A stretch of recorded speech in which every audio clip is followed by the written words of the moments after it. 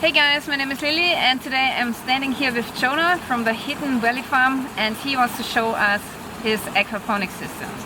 Hi, yes, my name is Jonah. I'm the owner of Valles Escondido, which inside is we have Hidden Valley Farm. TripAdvisor, you can find us at Hidden Valley Permaculture Farm. And we have different examples of sustainable design. Right here, our aquaculture pond is a way that we catch the water off of a spring that's growing in the corner of the property. And we have tilapia that we grow in here. In the pond itself is a water hyacinth, which adds oxygen and cleans the water. Also provides a place for fish to hide underneath and a little bit of a food source for them. The water comes out of this pond through that white tube over there that you see. And because it's rich in nitrogen from the tilapia, we then use it for watering our hugelculture beds over here. It's gravity fed, as I said, because the hugelculture beds are a little bit lower. And hugelculture is a method of trenching into the ground and filling those trenches with debris and logs that you find in the forest, and then put dirt and compost on top, and then you grow on top of it. Okay.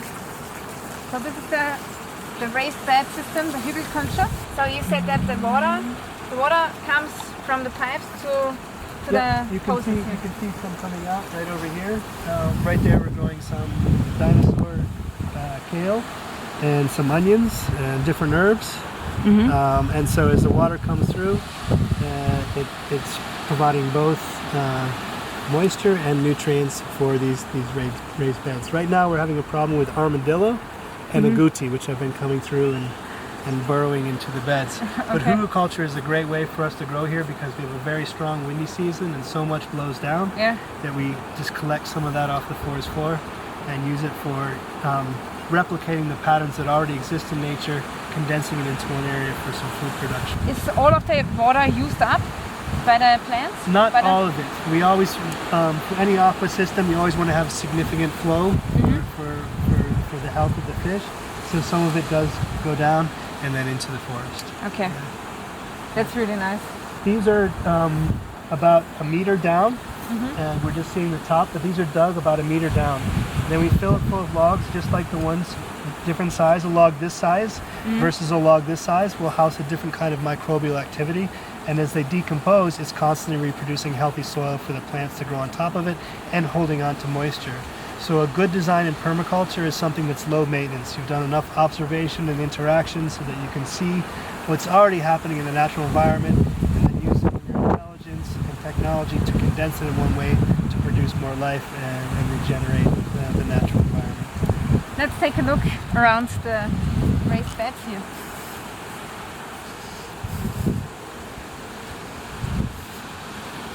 Are these the holes of the armadillo? Yes. The armadillo lives in here? No, he goes in there and he digs out for grubs and whatever he can find, worms and things like that. And the tree here, which is it a papaya? Yeah, that's papaya. Yeah. Okay. We have a website. It's www.permaculturecr.com. Okay. You can check out that. It has links to other cool projects here in Costa Rica. And we are the first permaculture tour, which we've been doing. So if anybody comes to Costa Rica, please come by and give us a visit. If you have good ideas that you want to share with us, we're always looking at ways to share what we're doing here, as well as learn from what other people are doing elsewhere. Yeah. So if you're interested, you will find the links in the description below. And over there, there's a coffee plant. Yep, we have about 150 coffee plants, which in a few years will be hopefully enough for the guests that come to visit. Okay. And this would be an example of Zone 4 gardening, where it's more of a longer term crop, opposed to Zone 1 and 2 is where things we're using on a more regular basis.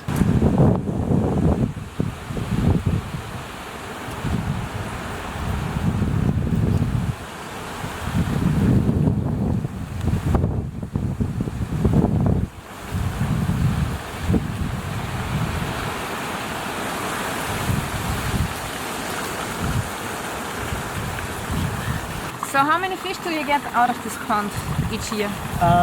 Well, we seed this with male tilapia. You want to grow with male tilapia, they grow a little bit quicker. And we start with around 1,000 that we put in here. 1,000? 1,000. And then every 4 months or so, we'll get a good harvest. Okay. Inevitably, some females sneak in, Okay. and so we have somebody walk with a net on that side and on this side, and then the small fish that we collect out of here, we put into that other pond. Okay. And it's always good in a design to have a couple of different options. So if we want to clean out this pond, or if we have trouble, we can collect all the fish, put them over there, and then put them back in. But it's a very simple way to produce high quality protein as well as fertilize the garden. These ponds are clay lined, which is very different than most tilapia ponds that are grown in plastic lined ponds. In sticking with one of the principles of permaculture, you always want to integrate rather than segregate. And here we have the integration between the natural soil bottom and the water. So there's that interaction between microbial activity, and tilapia that are grown in clay lined ponds are actually much healthier, taste much better than plastic lined tilapia. Okay. Eventually, I would like to grow my own tilapia food, and we've been looking into trying how we will get that protein source. We've done some research into insects, growing different kinds of crickets to actually create the protein to feed the tilapia.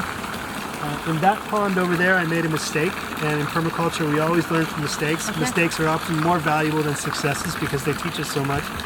There, I made the banks of it a little bit too steep, and I hadn't done enough observation to see that the wind comes and makes ripples, and it caused erosion along the side of the bank, and that caused the pond to go out, to lose the pond in that wall. Oh, really? So we had to come back in and decrease the angle with clay. To clay line a pond can actually be a really fun thing if you like to get dirty.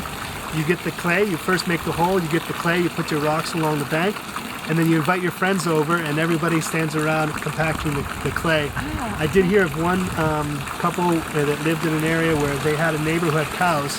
And so after they put their clay down, they called up their neighbor and said, "Can we borrow your cows?" And they put a bunch of cow food in the bottom of the pond, and the cows came in and compacted the clay into the sides of it. That's Also, you pretty could smart. put up some big speakers and put your clay in and call all your friends and say, "Come on over for a mud dance party," Mud and stand. have everybody just compact your pond that way. Ah, that's awesome. Yeah. Yeah, it's a lot of work to compact it. Yeah, that's the thing is you need to have... How much clay do you need? You need to have a wall that's about that thick and compacted, and ideally you let it sit without water in it for a while so it can really solidify in the sun. Okay. Yeah. So you have the small fish there and the big fish here, Yep. and every now and then you take the small fish out and put it in Yeah, here. when they get in a certain size, we'll harvest here, take out the big fish, and then... And the water is connected from Yeah, both of there's a the tube ponds? there's a tube that goes over Okay. there. Right. So how long does it need to grow a tilapia fish from very small size? About four or 5 months. Yeah. Okay. How big do they get? About that big. And you don't want them to get too big because then they end up eating more and they taste about the same. So. And what are you using for the food right now? Right now we're using commercial grade fish food without hormones, without antibiotics. That's what we have, which is basically made from a starch and fish meal. But it'd be great if we could start growing our own tilapia food here. Yeah. That's something that's on the list of things to do. But you would need a lot of insects to feed them. It would be a really big insect farm, right? Well, tilapia are primarily vegetarians, but all fish food is high in protein. Okay. And the main protein source in most fish food is fish meal, which is just crushed seafood products. Okay, yes. But actually, people are looking right now, and a lot of animal feed, a lot of push towards using insects is going towards animal feed. So they're looking at chicken food, poultry, all kinds of different foods for that protein source for animals. And people are looking at food grade protein from crickets and other animals, Yeah. which could be a solution to decreasing deforestation and dependence on ranching for protein. Okay. Yeah, it's very interesting.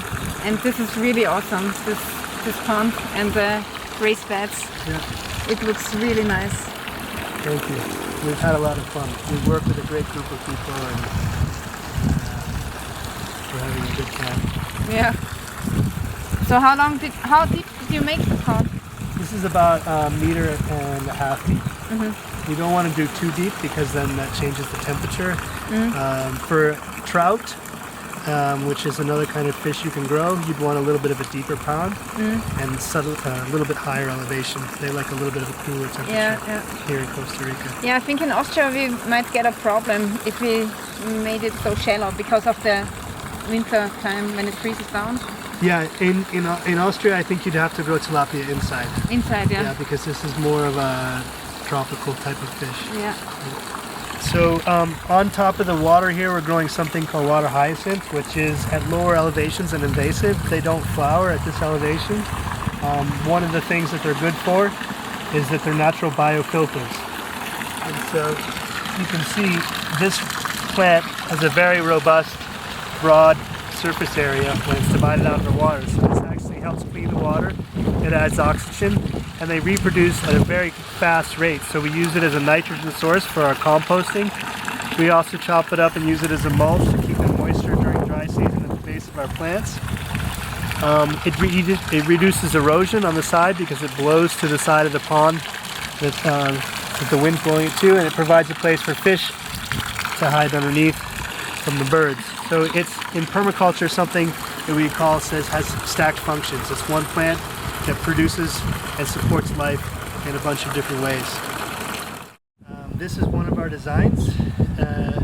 It's used truck tires, some of our compost. These are roof laminates, and this is a polycarbonate top. This one costs around $40 to make. We have another example of another one that costs just $20 to make. They produce about twice as fast as things that are grown on the ground because they're protected from the wind, protected from strong rain that we have here, and also protected from the insects and animals that come around. We have a donation program here where for $40 people can donate one of these towards a kindergarten to help the little ones understand that vegetables don't just come from the supermarket. And this would be an example of something in permaculture that would be a design that hopefully will influence people to think about how to use recycled materials and develop a little food security at the same time.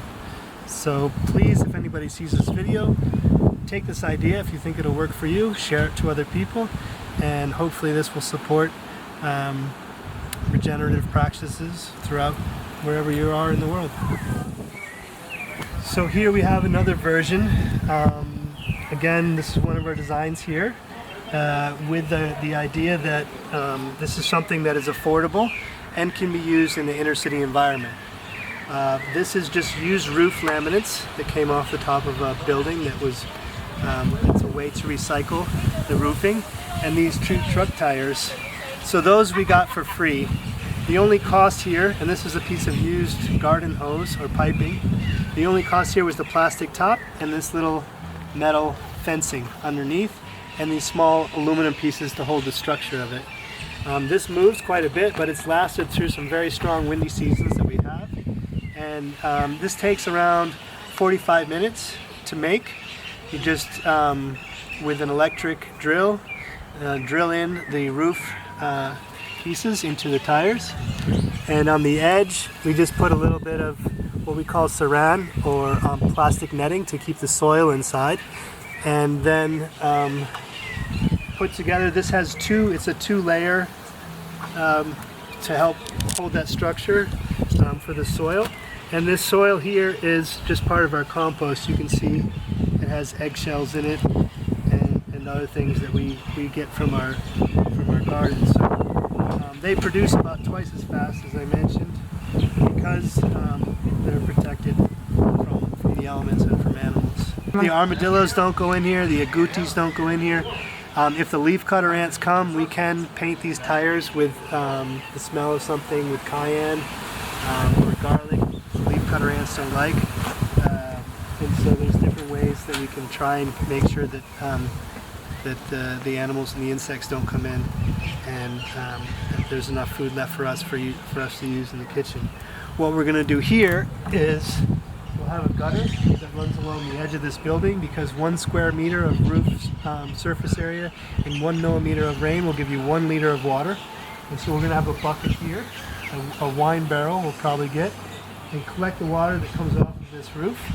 And on top of that bucket have a very small vermiculture box where we have the worms, and the juice that the worms produce when we put compost in there will drip into the water, and then that water will be used for watering this little mini greenhouse. So people can see a self-contained example of catching and storing energy and producing a yield, which are part of the first three principles of aquaculture. Okay, thank you for showing us your invention. It looks really nice and wow, really awesome. How do you call this glasshouse, the greenhouse? Well, my name's Jonah, and people have been calling it the Jonah tube, but I don't think that sounds very good. Another person called it a greenhouse on wheels, which I thought kind of sounded neater, but I don't know. If somebody has a good name, please let me know.